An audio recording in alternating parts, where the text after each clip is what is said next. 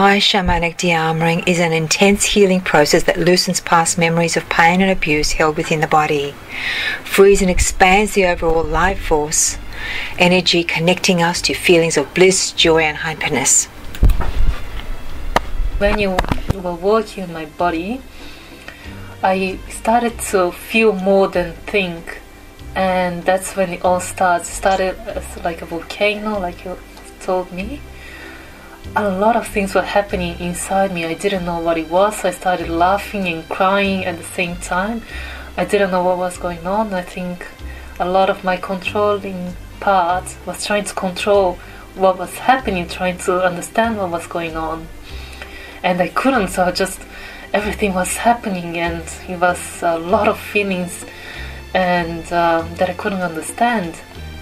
And I started to feel a bit more confident, and when you turn over, I really felt quite blessed that I was here and quite grateful for your work, because I think a lot of the tension has come out already, and I was already feeling quite grateful for everything you were doing to me. And thank you, by the way, again. Feeling like crying now because I feel that gratitude. And you turned me over, and then you started working my tummy, which is a part that I always have tension. I have a lot of constipation, I had gastritis, I had lots of issues with my tummy. And again, my controlling part started to freak out, and I was getting sucked into that. And then you told me not to be scared, just that you were there, and it was very reassuring. And you gave me lots of your love and energy to help me feel better. And then I saw, not images, but I felt all that war coming. I don't know if it was in past life. I'm pretty sure it was, because I do have lots of problems watching war films, and I have a lot of problems reading the news or watching the news. So ever since I was 16 years old, I don't like to listen to the news, because it's so much misery, pain and suffering, and being raped and being murdered in my gut. And it was such a horrible feeling. It was so intense and deep. And you helped me. Very real. It was extremely real. I felt like I was being raped and murdered at that point when you were doing that massage, and then you pressed those points, and it was so intense, and I felt I was living at that moment, all that war. And you helped me release that, and saying that, to feel the love, and you gave me your love, and I started to feel that, and you told me to put the love in, try to heal it. And from that, it started to get lighter and lighter, gradually. And soon after that, I was finally able to go through that darkness to see the light, like you told me. It was more than mental too. When I put my heart on there, yes, that turned it around, didn't it? Yes, very much. So you gave me your energy and your love, and I could feel that, I was being loved, and I was safe, and everything was okay. And that's when I think, when I was able to let it go and feel the love and feel your energy, and everything was released. I went past through that, and suddenly I felt so much joy.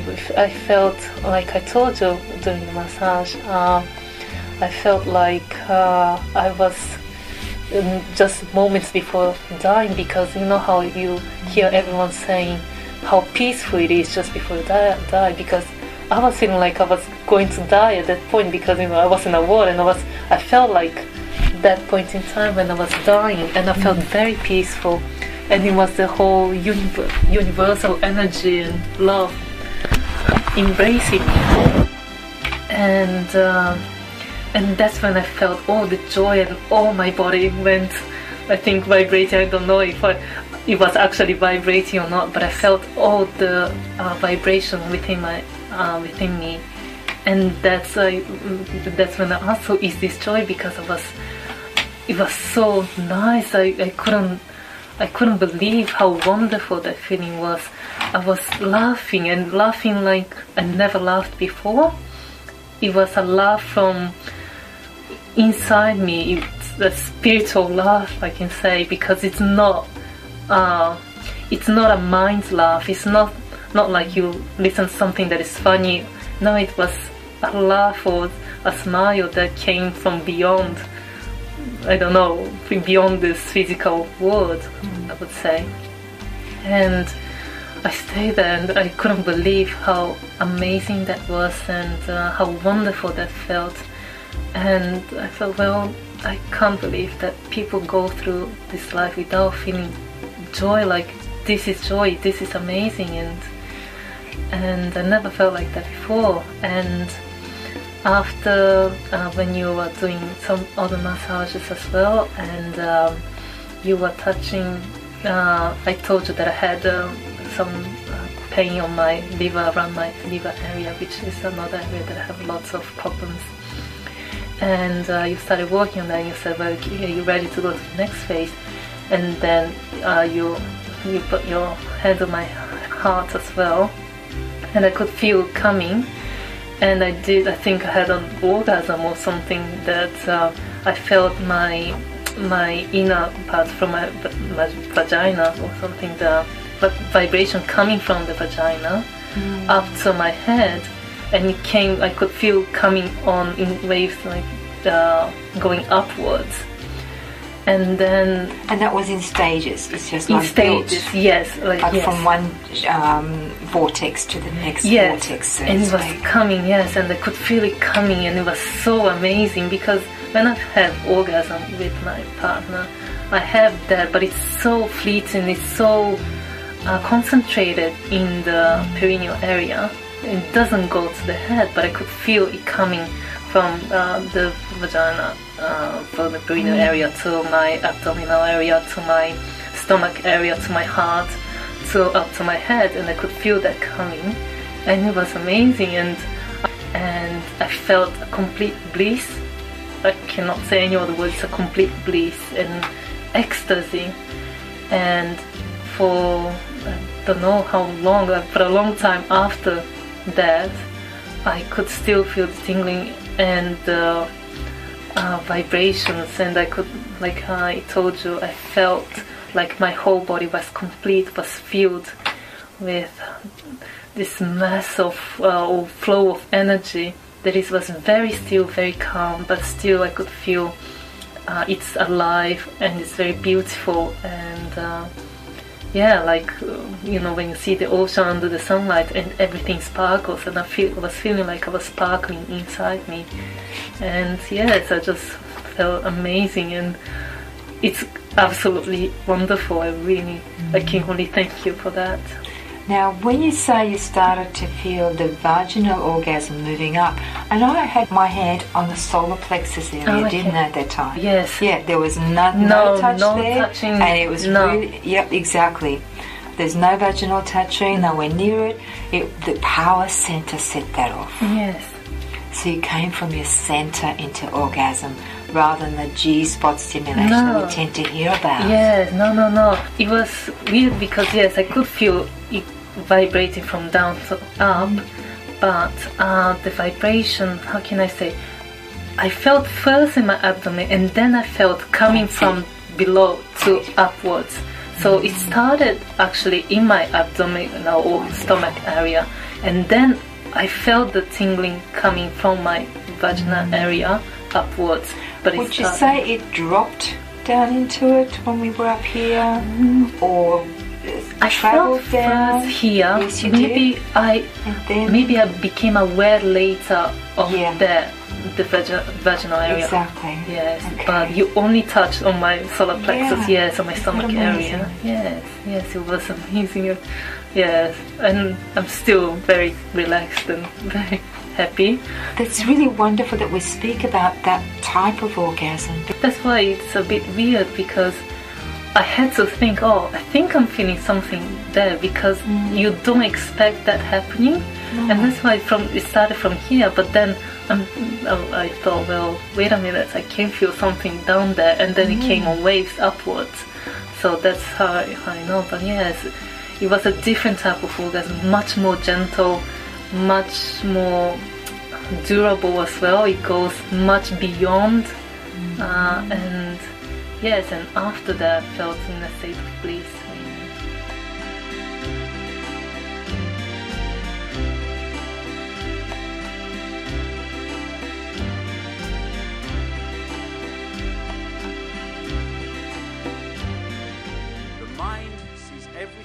terms of division.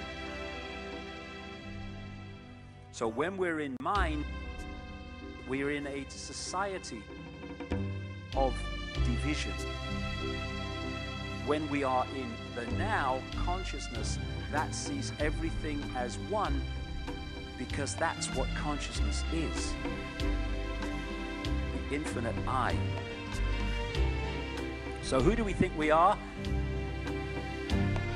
We think we're humans. We are consciousness. And to perceive reality and live our lives from those two perspectives brings a dramatic difference in the way we see ourselves and life. Quantum world, quantum mechanics, is really the play and display of information, play and display of potentiality, waves of information, waves of potential electron. And it's important, the word potential. This isn't the world of electrons, it's the world of potential electrons. But when you have to ask the question, waves of what, really? What is the field that is waving? Is it the ocean? No, it's a universal ocean. An ocean of pure potentiality. An ocean of abstract potential existence. We call it the unified field, or superstring field. And that's what we're made of. So, as you said, the tighter physics have tried to grasp onto physical reality, to understand what it's really made of. What are the core building blocks of life? At the basis of it all, life, the universe, slips through your fingers. And you come up with something that's increasingly abstract to come to the realm of pure abstraction. And that's what the unified field is. It's pure abstract potential, pure abstract being, pure abstract self-aware consciousness, which rises in waves of vibration to give rise to the particles, the people, everything we see in the vast universe. And when I'm talking about love, I'm not talking about I love you, saw you down a disco, darling, not that. I'm talking about a level of love that you really have to experience, because there's no words to describe it. And when I was in that ayahuasca state, the opening line of this female voice was, the only thing you really need to know is infinite love is the only truth, everything else is illusion. In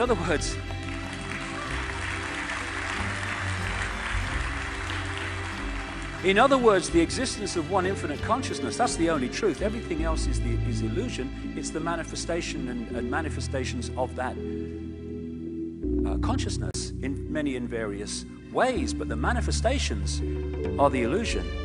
The consciousness is the base reality of everything.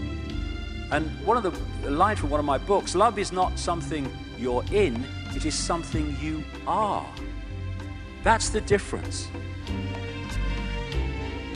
Pope John Paul II said the worst prison would be a closed heart. I must say the irony of someone from the Roman Catholic Church saying that is not lost, but I do take the point. And the heart is the key. The key to opening that auric field so consciousness and mind start to work together. And my God, what a different world we'd live in if we went from that state that we're in now. And so what we're looking at among billions of people are people entrapped in mind. And because of the way the mind perceives reality as everything is apart and not connected, and it sees things in complexity instead of the connection of everything, we are in a situation where we are a manipulator's party trick when we're in that state.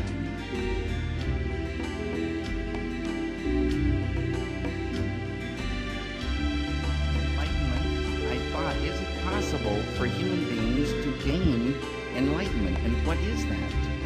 And is it possible to really get happiness going from within? Because we are always looking out for happiness. And we live in a world of change. Everything is always changing. And if you see this car that you love, and you want this car, it's going to make you happy, you save up, or if you have the money, you get that car. And I even know you brush your teeth looking at your car. It's so beautiful. It's so much happiness. And you're driving to keep it clean, and you're going along. Then the time passes. And a year later, it's kind of dirty with some scratches and dents. 2 years later, you're driving down the road, and you spot a car that you want. And this car starts crying because you don't want it anymore. True happiness grows from within. When you dive within and really dive all the way and experience that ocean of consciousness, which Dr. John Hagelin's science calls the unified field, oneness, unity, oneness and unity. It's so beautiful. And as he says, at that fundamental level, we are all one. We're one world family. We have to view life as an opportunity. What are you doing with it? Are you afraid of it? We are the power in everyone. We are the dance of the moon and the sun. We are the hope that will never hide. We are the turning of the tide. If we can turn the tide within ourselves, from freedom or to freedom, from fear, then we turn that tide outwardly in the planet. And all it is, like everything else, is a choice. A choice between fear and love. That's all it is. We can choose to be frightened. We can choose to hate. It's a choice. Or we can choose not to fear, and we can choose to love. But I love you because you exist. I love you whatever. I love you without condition. And if we want to change the world, it has to start with self. Fear, anger, hatred, condemnation, dictating what other people should be, that's the world we've got. That's the prison. But paradise is waiting. It's a thought, an attitude away. That's all it is, a choice away. Love. If we love each other and love the world, our lives have fundamentally changed and the world is fundamentally changed. And we are the generations, strange as it may seem when you survey the world today, we are the generations, I passionately believe, who are going to love the world into the paradise it really should be and was always designed to be. Changing the world is not something in the future anymore. Oh, I hope it'll be better for the kids. It's here and now. We're going to see it happen. Another song, the chorus of which I'll finish with. Love can build a bridge between your heart and mine. Love can build a bridge. Don't you think it's time? More and more people across this planet are screaming yes to that question. And we are the generations who are going to love the world to a paradise. Thank you very much. Thank you.